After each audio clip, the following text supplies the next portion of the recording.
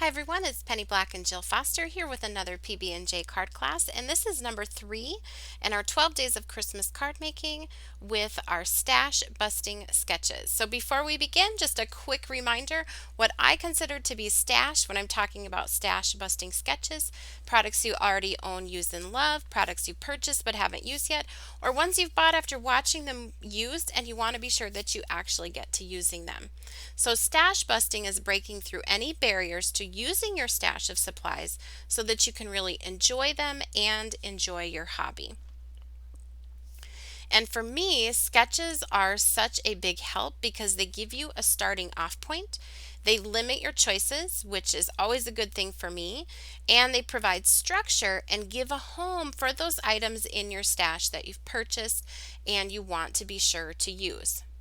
So when I am working with sketches, what I do is I have two boxes. I have these are just photo boxes. One is what I consider like my sketch box, and in this box is where I'm using these sketches that I'm sharing in these videos, but I have pre-cut and prepared sort of the base elements for the sketches. I also have a stash box, so I go through the items I really want to be sure that I am using. Like I said, some are old, some are new. These are all Christmas themed because I'm making Christmas cards, and I load up my stash box. That way I can pull out a sketch and I can easily pull out items that will fit that sketch and find a home on that sketch. If you want to see more of what's in my stash box, be sure to see the first video in this series, and I will link that for you down in the YouTube description box below.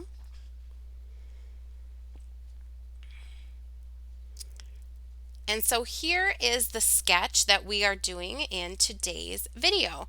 And I especially love this sketch for Penny Black's brushstroke stamps or any of Penny Black's large, beautiful line art images, or even scenic stamping. So here's the sketch, and you can see that right hand side of the sketch gives you lots of room for these beautiful stamp designs, but these are all standard A2 size cards. So I've gone through my stash box and I have pulled out the stamps that I want to use for this particular sketch. I have got the new Penny Black brushstroke stamps, and I have all of these listed and linked for you down in that YouTube description box below, as well as a list of all the supplies I'm using, like marker colors, paper, everything else. I pulled out 3 brushstroke stamps and also a scenic stamp because I wanted to show you how you can use this sketch for scenic stamping as well. I am working on to Strathmore Bristol smooth paper, and I find with brushstroke stamping, this smooth paper makes all of the difference. I'm working section by section, kind of according to color.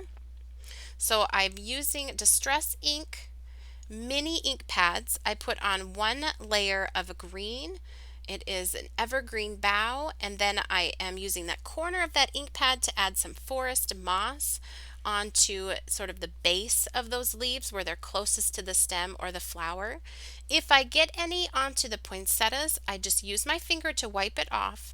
I've lightly misted with water, and I have a paintbrush and some water on the side. So after I stamp, if there's any spots where the misting is kind of blobby or there's water droplets, I wet my paintbrush with water, I dab it on a paper towel so it's not too wet, and I can go in and blend this out just to give it a little bit smoother look. I tend to be probably a little too timid when I mist my stamp, but I would rather be too timid with that and go back and blend with water than mist too heavily and just have blobs on the paper. So I find if I just have that paintbrush handy with the water there, I can go back in and blend it as much as I want. And it has that super beautiful watercolor look. It looks like you sat down and hand painted this as opposed to stamping it and coloring it in, which is kind of the joy and the fun of these brushstroke stamps. So I'm going to clean off that green and that wetness just so that I don't re-stamp that texture onto the paper. And I'm grabbing my Distress ink now and getting the poinsettias. If I get any of that red ink onto the leaves, I'm just going to wipe it off with my fingertip. You could also do that with like a little napkin or a paper towel. Then I have grabbed a Tombow dual brush pen. You could use any water soluble marker for this, and I'm just going to go in and add some of that darker color on sort of the base of those petals. And I'm using a marker for this because it's easier to get into those small points. I'm going to lightly mist with water and then have that paintbrush handy to just blend any of that out. It's super easy and fast to do. I'm not going for perfection on this. I want it to look painted. I want it to look like loose watercolor. Then I will get the center here with some orange, and I want that to sort of blend out into the flower. So again, that doesn't have to be perfect. I'm going to follow the same process up here on this poinsettia, putting down the red with my Distress ink pad, wiping any off the leaves, and using that marker to add just a little touch of shading and variation right there on the stamp. I will lightly mist with water and stamp it down, and then take my paintbrush and blend that out. Now, if you don't want to do all this with the water and the blending, these stamps are really beautiful if you use like a Versafine ink. I also have really good luck with Ranger Archival inks with them. It will not look as watered, but if you just stamp them, use a stamp positioning tool in case you want to do a couple of impressions, you can get a really beautiful look with some shading to that using sort of that variation on the stamp itself. I did go back and add a little bit of that spiced marmalade orange ink towards the center, cleaned off my stamp. Here I'm just getting the berries now. If any doesn't get on the berries, I use the side of the ink pad, but if I get it onto the leaves, I just wipe it off with my finger. I colored a little bit with the marker, lightly misted, and then stamped those down. I have my paintbrush handy to blend that. And then I will use a marker here just to get sort of that stem part of the image. Whenever possible, I like to use an ink pad if I'm applying the ink to a large area, like the flowers or the leaves. But if it's a small area, then I go in with a marker, a water-soluble marker. I love the Tombow dual brush pens to do that. They have a really great tip that works well with these particular stamps.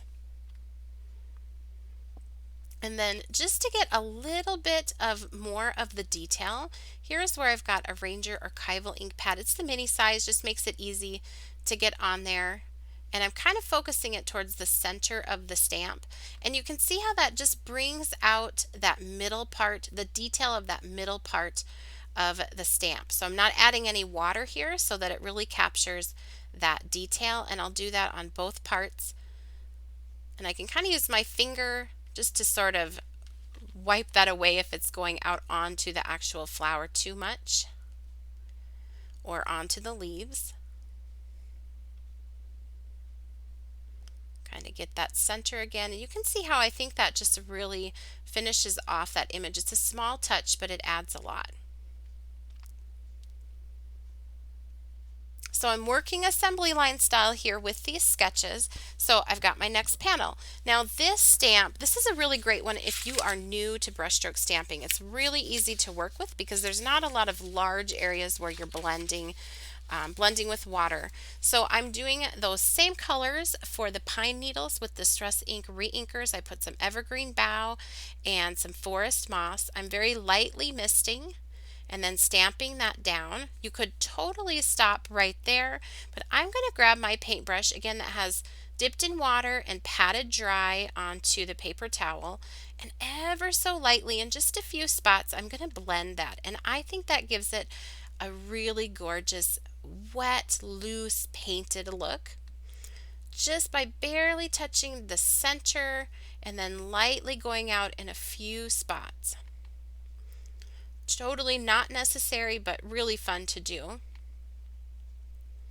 And I love the combination of that Distress ink and Evergreen Bough and Forest Moss for holiday cards.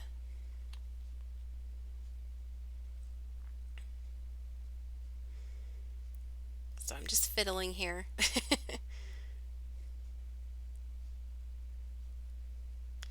And this is all on the Strathmore Smooth Bristol paper.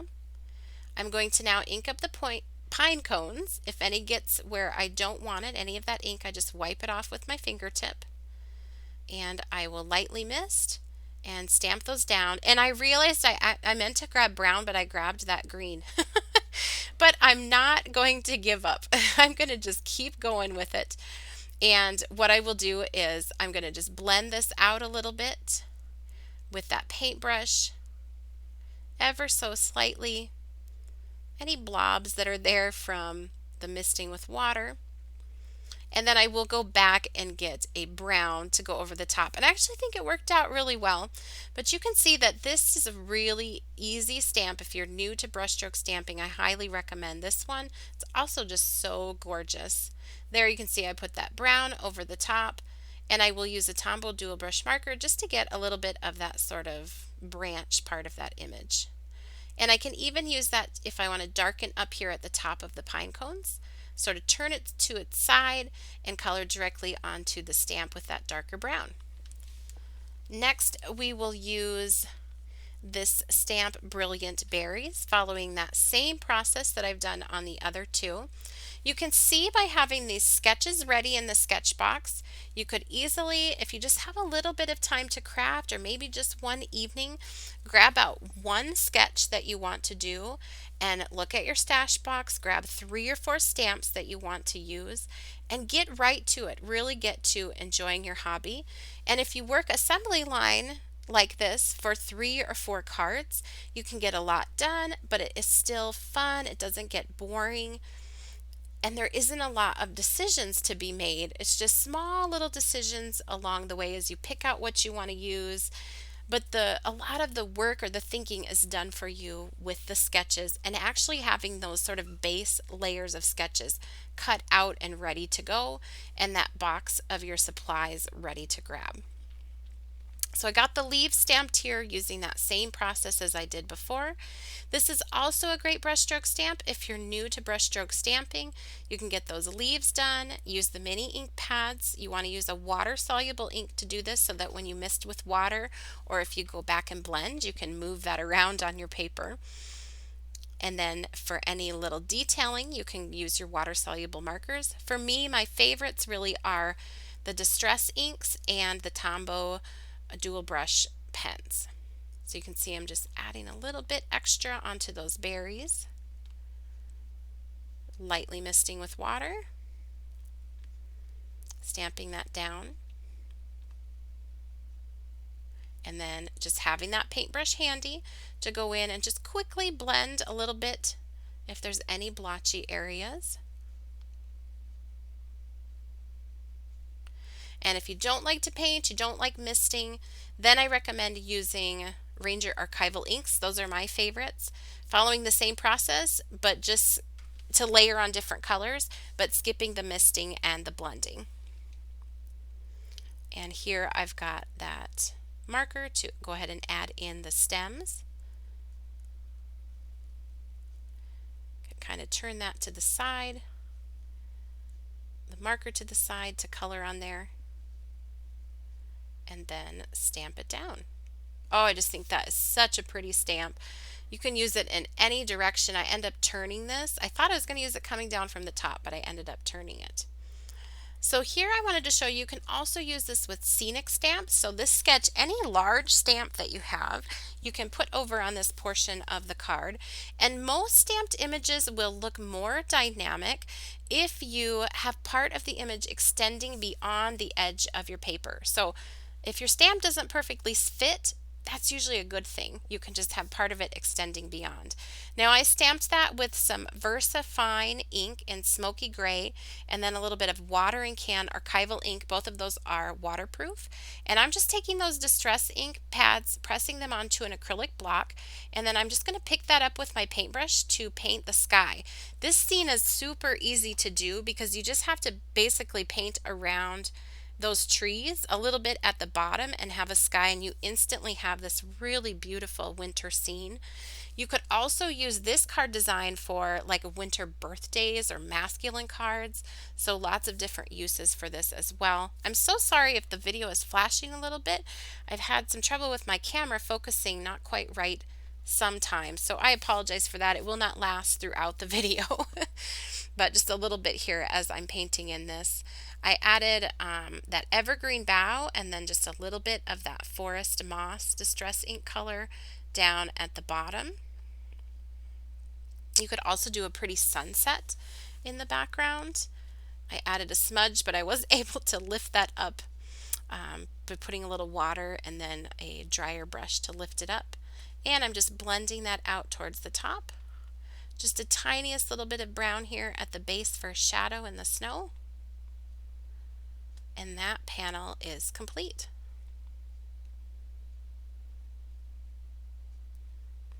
So again, working assembly line style here. Now I'm going to add a little inking to the background. So I have my Memento Toffee Crunch ink, an ink blending tool, and a foam pad.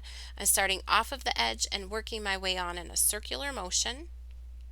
And I just love with Christmas especially to just have things have just a little touch of an antique look sometimes. So I do that often when I'm making my Christmas cards. I do use that Toffee Crunch ink quite a bit. And I'm just going to do that with all of these. It's easy to apply to that smooth paper. You want to be sure that your stamping is completely dry so that you don't go in and start smearing it all over the place. On the first one, I went around all the edges, and on this card, I'm kind of focusing most of the inking up there at the top.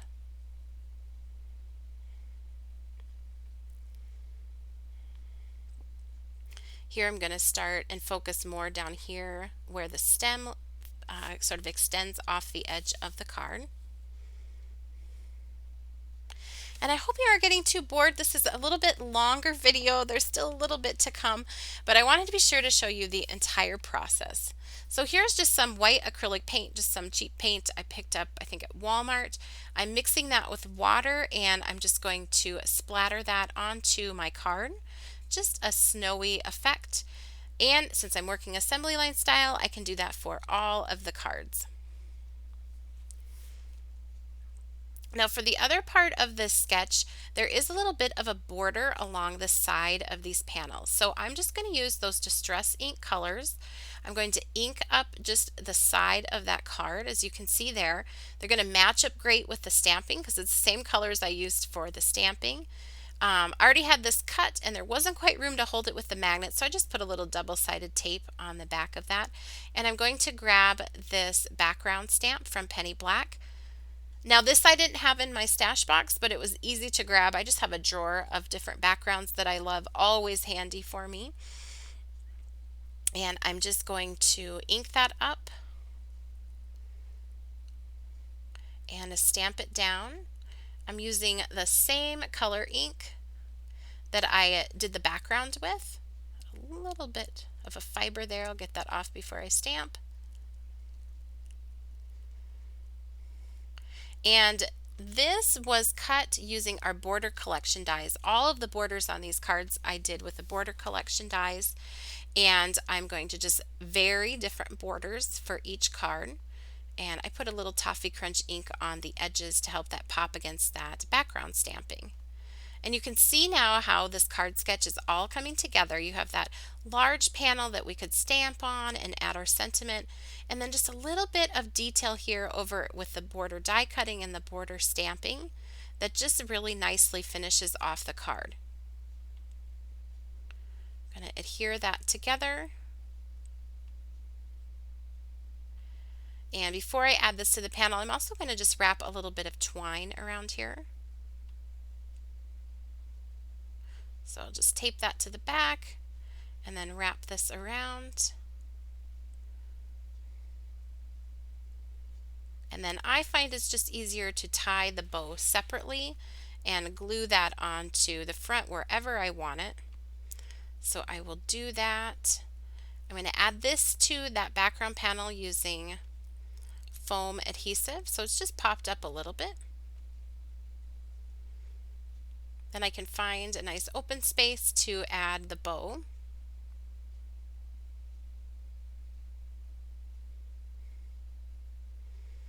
And then I will just follow that same process for the other cards, working sort of assembly line style.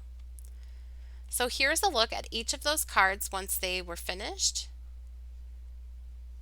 And again, this card sketch you could use any time of year with any of your beautiful floral brushstroke stamps, scenes, anything could go over on that large panel stamped with a little bit of border die cutting and background stamping on the edge.